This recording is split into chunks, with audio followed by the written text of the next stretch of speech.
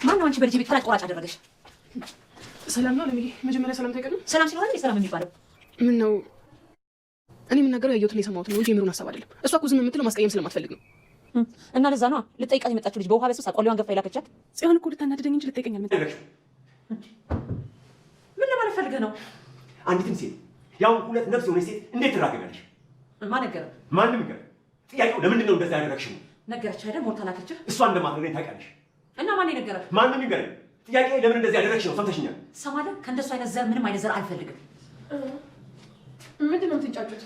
አንቺ አይነሽን ማየት አልፈልግም። ይልቀጥ ለምን ነው የምትጮህባት? አለምዬ እኔ እንደዚህ እየተገላመጥኩ መኖር ስልችት ብሎኛል። ወይ በቃ አሰናብቺ። ጥርግ በያ እንዴ ከቤቷ ወዴት ነው የምትሄደው? ነው ጥሩ። እንደዛ ከሆነ እኔ ሄድላችኋለሁ። እንዳሻችሁ ኑሩበት። እሺ አዩ ሰላም ሰላም ቤተሰቦቼ እንደምን አላችሁ? በያላችሁበት ሰላምና ጤና ፍቅርና ደስታ ብዝት ይበልላችሁ። ለዚህ ቻናል አዲስ ከሆናችሁ ሰብስክራይብ በማድረግ ቤተሰብ አድርጉኝ። እንዲሁም ላይክ እና ሼር በማድረግ ሀሳብ አስተያየታችሁን ኮሜንት ላይ አስቀምጡልኝ። እንደተለመደው በጽናት ክፍል 154 ብቅ ብያለሁ። እስከ መጨረሻው አብራችሁን ቆዩ።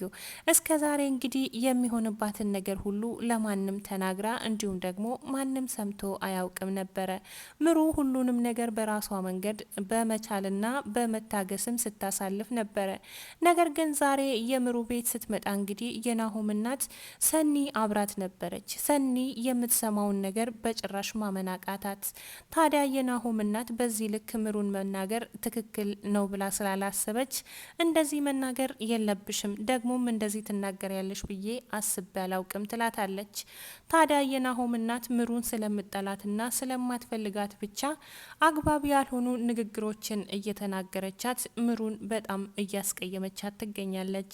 ነገር ግን ምሩ ለናሆም ስትልና ለቤተሰቦቹ ስትልም ሰላምን ለማውረድ ስትልም ብዙ ንግግሯን ችላ ኖራለች። አሁን ግን ሰኒ የሰማችውን ነገር ይሄ ነገር እዚህ ጋር ማብቃት አለበት፣ ከዚህ በላይ አንቺን መናገር የለባትም በማለትም እንግዲህ የሆነ ቦታ ደርሼ እመጣለሁ ብላ ከቤት ትወጣለች።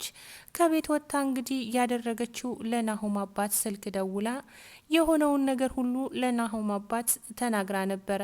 የናሆም አባትም እንግዲህ እጅግ በጣም ተናዶ ወደ ቤት ተመልሶ ባለቤቱን ምን አድርገሽ ነው የመጣሽው? ምን ተናግረሽ ነው?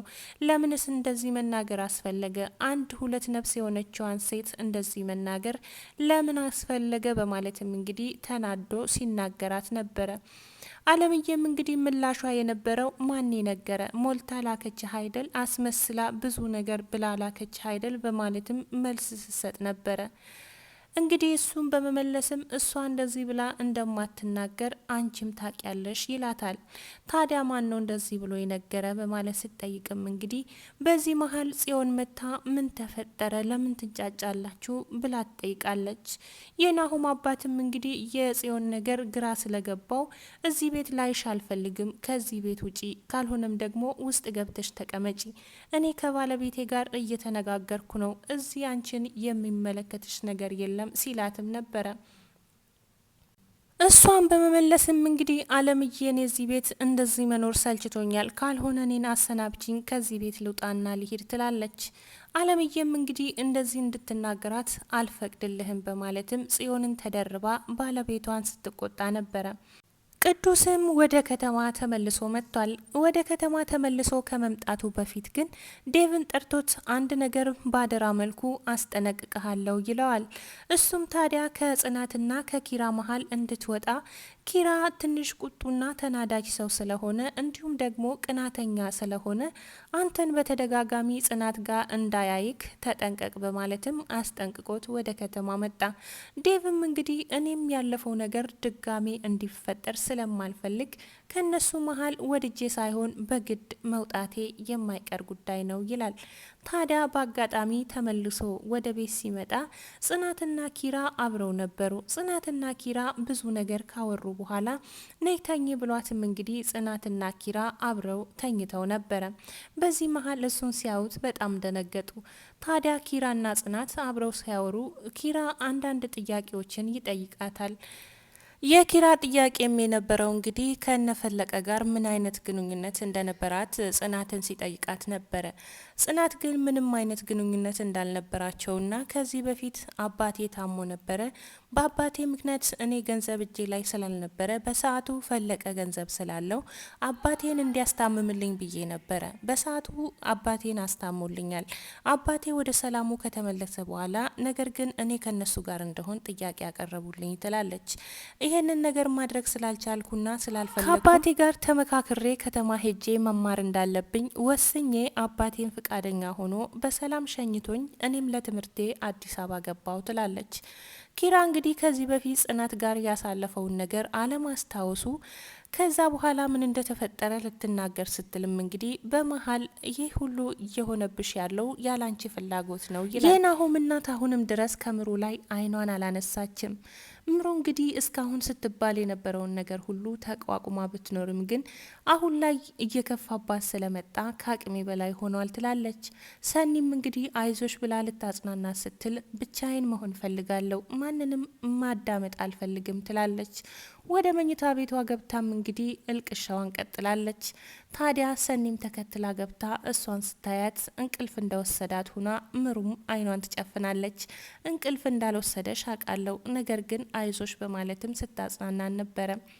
ምሩም እንግዲህ አሁን ነገር ሁሉ ከአቅሜ በላይ ሆኗል፣ ምን እንደማደርግ አላቅም፣ ለምን በዚህ ልክ እንደጠላችኝም አላቅም፣ ነገር ግን እውነት አላት፣ ላከብራትና ልወዳት ይገባል፣ ምንም ቢሆን የባለቤቴ እናት ናት ትላለች። ሰኒም እንግዲህ ይህ ልክ ያለፈ ደግነትሽ በስተመጨረሻም እየጎዳሽ ነው፣ ክብርሽን ማስጠበቅ ይኖርብሻል፣ እኔ ለማንኛውም የሆነ ቦታ ደርሼ እመጣለሁ ብላ ከቤት ወጥታ የናሆምን አባት ታገኛለች። ለናሆም አባት እስከ ዛሬ በምሩ ላይ ሲደረግ የነበረውን ነገር ሁሉ ትናገራለች። አልፎ ተርፎ ሐኪም ቤት ሄደሽ መመርመር ይኖርብሻል በማለትም ስታስጨንቃት ነበረ። ምሩ ግን ህመሟን ያመጣችው ወዳ አይደለም። ማንኛውም ሰው ባሰበና በፈቀደ ሳይሆን ፈጣሪ በሰጠው ነው የሚኖረው ትላለች። ታዲያ ይህ ነገር ሁሉ ለምሩ አይገባትም። ምሩ እጅግ በጣም መልካምና ጥሩ ልጅ ናት። እሷ አይነት ሰው አይገኝም ትላለች ሰኒ። ታዲያ የናሆም አባትም ምሩን ስለሚወዷት እውነት ነው ምሩ መጥፎ ነገር እንደማታደርግ እኔ እተማመንባታለሁ፣ ይህን ሁሉ ችግር የምትፈጥረው ባለቤቴ ናት ይላል። ወደ ነኪራ መጥቶ የኪራ ወንድም ነኝ ሲል የነበረው ሰው እንግዲህ ከነኪራ ቤት ወጥቼ መሄዴ ነው፣ መምጣቴ ለአንዳች ሰው መናገር የለብሽም በማለትም ኒናን ሲያስጨንቃት ነበረ። ብቻ አንተ ከዚህ ቤት ውጣ እንጂ እኔ ለማንም ሰው አልናገርም፣ አንተ ከወጣ ከኔም ሰላሜን አገኛለሁ ትላለች።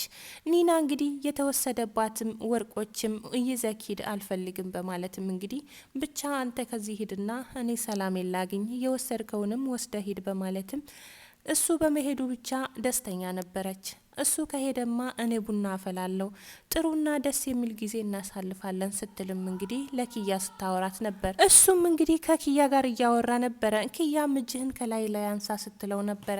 እሱም እንግዲህ እጁን ትከሻዋ ላይ ካደረገ በኋላ እንግዲህ የእሷን የአንገት ሀብሏን ወስዶባታል። ኪያ ተኝታ ከእንቅልፏ ስትነሳ የእናቷ ማስታወሻ አንገቷ ላይ የነበረው ሀብል ጠፍቷል። ኪያ ወዴት አድርጌ ነው ብላ ስትፈልግም ነበረ።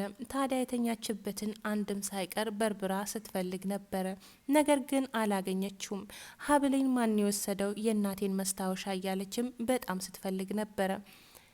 ቅዱስ ወደ ቤቱ ተመልሶ ሲመጣ ጭራሽ ያላሰበው ነገር ቤት ውስጥ ጠበቀው። ታዲያ ቅዱስ አስቀምጦ የሄደው ናቲ ወደ ሆነ ስራ ሄጄ ነበር የመጣሁት ይላል። ወደ ስራ ቦታ ከሄደ በኋላ ግን ምን እንዳገኘና ምን እንደተቀየረ ምንም አልተናገረም።